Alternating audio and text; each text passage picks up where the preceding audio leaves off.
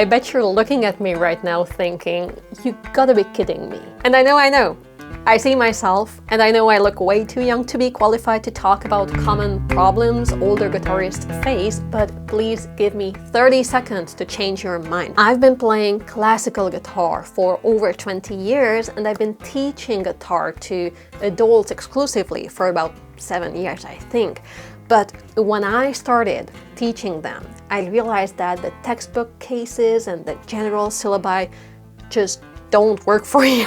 And at an older age especially, everyone has unique strengths, but also challenges as well. One of my students is missing his last finger joint, another has a specific muscle constriction in his left hand, making his hand basically like closing more and more year by year. And trust me, there are so many more fun stuff I need to work around. So I had to come up with a new plan. Today, I'm going to walk you through some of the most common challenges older guitarists face in my experience, whether they're just starting out or feel stuck at a late beginner or early intermediate level.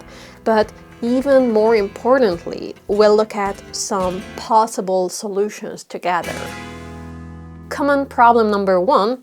Progress feels too slow. This is a really common one. It can feel like you're not improving at all and that muscle memory just takes forever to develop. And many of my older students also joke about being in kind of a hurry. But I think it actually feels slow because you might be going too fast. Maybe you jump from one piece to another too often, or you practice too quickly in too big sections at a time. And I think I figured out the root cause of this. Okay, the problem is that you guys are smart. Funny, right? But you know exactly how you want to play, what you want to hear, or you have a very clear idea of how your hand should move, but unfortunately, you can't physically do it. It's like your body is working against your mind constantly, and this conflict is hard to digest. And the older you get, the more patience it requires from you. And as cheesy as this sounds, to improve faster, try slow, focus practice. Emphasize quality over quantity. I know it's all cheesy. But you have to slow down sections you struggle with, and you need to fix little mistakes before trying them fast. Because the more you repeat a mistake, the more it sticks and the harder it is to get rid of. I think you should also consider to try shorter practice blocks. So like focus on one tiny section at a time, like a couple of bars or one tricky chord change, instead of trying to play the whole piece and hoping it magically improves. And I also want you to turn your attention away from the big picture sometimes. Okay, celebrate micro wins, like a clean transition or being able to play bar 16 nicely. The next common challenge I wanted to mention is gonna be fretting hand or stretching issues. Players with shorter fingers or limited mobility often struggle with stretchy chords, which can feel very limiting. And if you've tried everything, like stretching exercises and slow, deliberate practice, maybe it's time to experiment with something else, like smaller guitar sizes. Some people think full-size classical guitars are the adult or normal size, but the goal is to find whatever allows you to play pain-free, right? Because guitar is an instrument. You shouldn't fit yourself to it. You should find one that fits you, right? You should also consider thumb position, because many stretchy chords require a specific thumb placement and angle, which is something many people ignore or just forget about. For 1 second, let's jump back to why size does matter. So the standard scale of a classical guitar is 650 millimeter, but for example I play 640, and this is a really fine detail that can make a huge difference in comfort, as well as the nut width or the shape of the neck and many other stuff. Now if you want to find a guitar that fits you really well, I highly recommend contacting Evan Totcher and checking out guitarcollection.com. And if you go to their website, you will see that they have this search bar, and you can search guitars not only by price but also by scale length. And as you can see, there are many shorter and longer than standard options. Wow. Oh my god, these are so beautiful! Damn.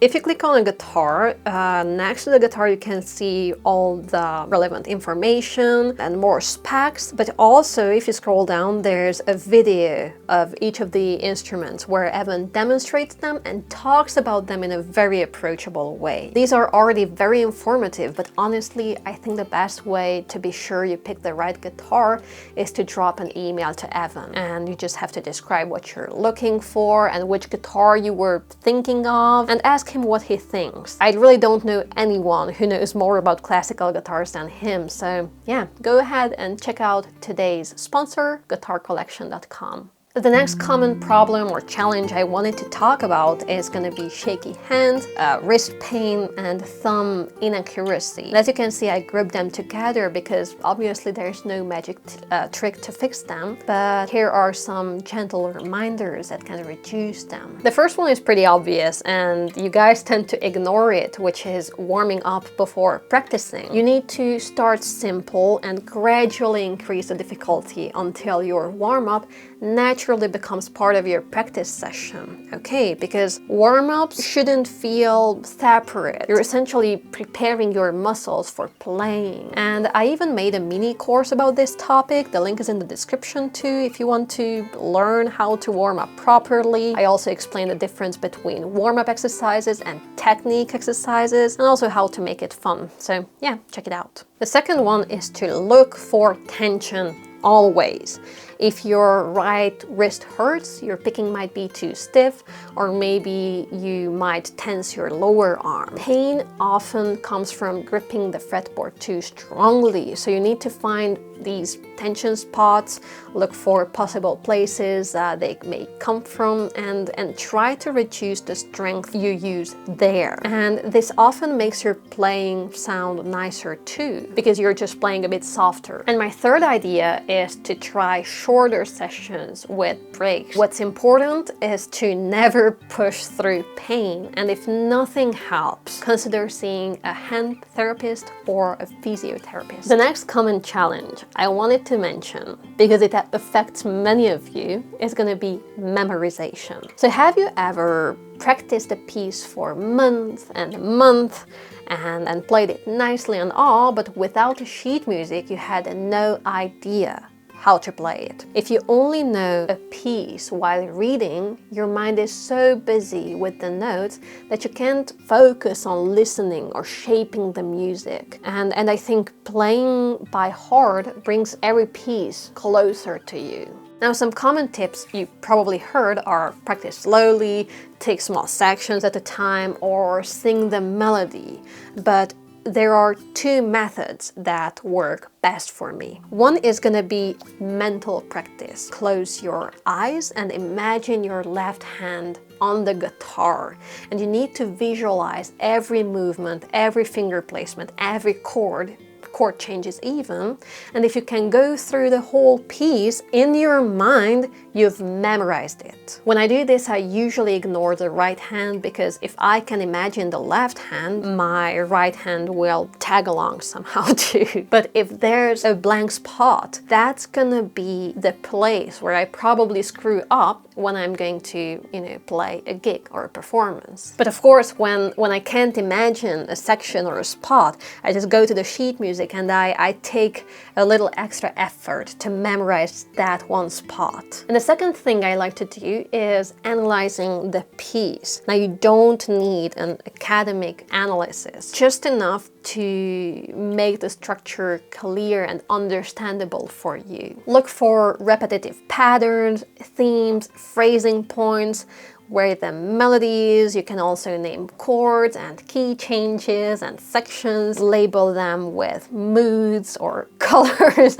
Anything you can say about the piece will help you to remember it, because the more you understand, the more you remember. I have this favorite quote, I really love it, from Steve Jobs, that goes, "People who know what they're talking about don't need PowerPoint." And I think music works kind of the same way. The final one is less technical, but I wanted to mention anyway because I feel like it affects more and more people and not just older players. It's loneliness. Classical guitar can feel isolating, and it's not quite easy to find people who you can share this passion with, right?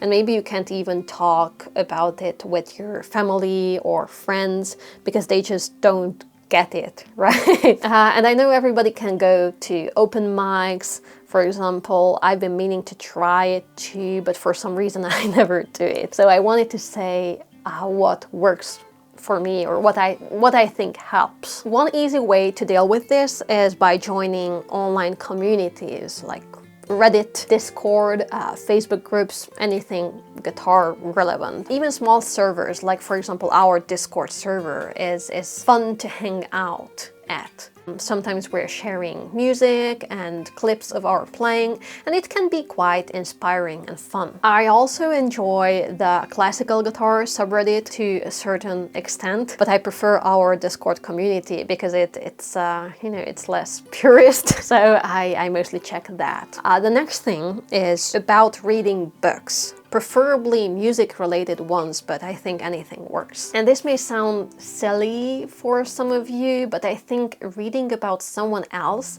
and their struggles can make you relate to them, and that creates a sense of community too, right, between you and the author, which can make you feel less alone. Personally, every time I read something that touches on my pain points, I just feel less isolated. And this finally is not a self-promotion, but I think you should also consider getting a good teacher. Many of my students don't have anyone else to talk about music with, so they look forward to sharing stories or realizations with me, and these genuine moments are very enjoyable for both of us because we're both invested into the same topic, so we engage in the conversation more than somebody who doesn't get music, for example. And yeah, as a bonus, they learn how to play guitar too. Sometimes. All right, if I missed something, or if you've struggled with an issue and overcome it, please share it with the community. Your experience might be exactly what someone else needs to hear today. And I'm also very curious to read it, so let's talk in the comments. And finally, thank you so much for watching. And if you enjoy my videos, please consider supporting my work on Patreon, because that's essentially how I fund this channel. And a huge thank you for those who are already supporting me there. Yeah, you're awesome, guys. All right, see you next time. Bye.